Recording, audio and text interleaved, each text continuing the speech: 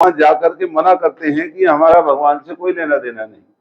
तो ये इनकी असलियत है। यहाँ पर बल्कि चुनाव की बात करनी है, सब जगह इन्होंने ऐसा ही किया है। इन्होंने पूरे देश में भगवान का नाम लेकर के लोगों की भावनाओं को जो खेलने का काम किया है।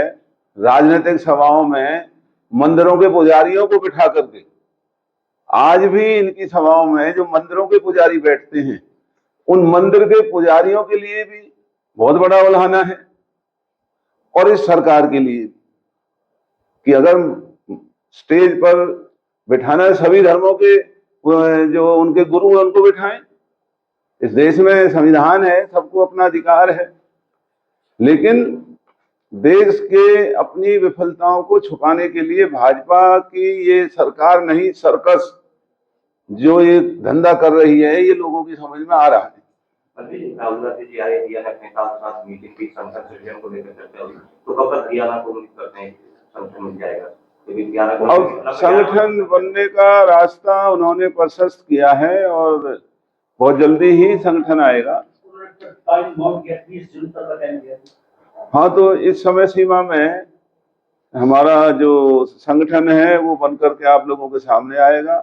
यूथ का हमारा प्रधान जी बैठे हैं, इनका संगठन, ओम प्रकाश जी का हमारी बेटी बैठी है, तो इनका महिलाओं का सबका जो संगठन है, प्रेरणा जी का, इनका सब ये सामने आपके आएगा। और लोगों की बात हम रखने में कहीं से भी पीछे नहीं रहेंगे। जनरल जिला अध्यक्ष उसकी कोई उम्र की सीमा रखी गई है? 55 साल तक। अभी वो जो बातें हैं वो सामने खुले तौर पर नहीं आई। वहां बताते हैं कि कहाँ है जनरल सेक्रेटरी ने, लेकिन जब वो हमारे ऑब्जर्वर यहाँ आएंगे तो वो बताएंगे। राहुल गांधी ने कल विभिन्न अखबारों में ये मुद्दा उठाया कि महाराष्ट्र में ईवीएम से चुनाव की चोरी की गई है, ईवीएम से भी, और 70 लाख नए वोटर जोड़कर 5 महीने में। तो राहुल गांधी कांग्रेस महाराष्ट्र विधानसभा चुनाव का मुद्दा जो धांधली बता रही है उसको पुरजोर तरीके से बता रही है, लेकिन आपकी तरफ से हरियाणा का मुद्दा उठाया जा रहा है, हरियाणा में ऐसा हुआ है, तो कांग्रेस आलाकमान हरियाणा का मुद्दा क्यों उठा रहा है? हरियाणा में ऐसा हुआ है? हरियाणा में क्योंकि तकरीबन मामला हाई कोर्ट के अंदर है, और जो राहुल जी ने अखबार में कहा है, हमने वो तमाम के तमाम मुद्दों को हाई कोर्ट में याचिकाएं डाल करके उन सभी बिंदुओं को उठा रखा है।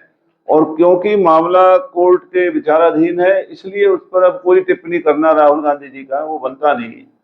वरना हरियाणा की धांधलियों का तो मुझे ही चेयरमैन बनाया था। हमने ईवीएम की धांधली, वोटर लिस्ट की धांधली, अधिकारियों की गुंडागर्दी, इनका किस तरीके से परसेंटेज बढ़ा और किस तरीके से मेवात में नहीं बढ़ा, सारे हरियाणा में बढ़ा, वो सारी बातें हमने कानून के दायरे में हाई कोर्ट के अंदर, पंजाब हरियाणा हाई कोर्ट में 21 याचिकाएं पहली दफा इतने बड़े स्तर पर डाली है, और हमें न्यायपालिका पर विश्वास है। आप देखेंगे कि इनकी चुनावी धांधलियों को पंजाब हरियाणा हाई कोर्ट में जल्दी ही न्याय मिलने की हमें उम्मीद है। बिहार चुनाव आने वाला है, उसको लेकर आप क्या कहेंगे?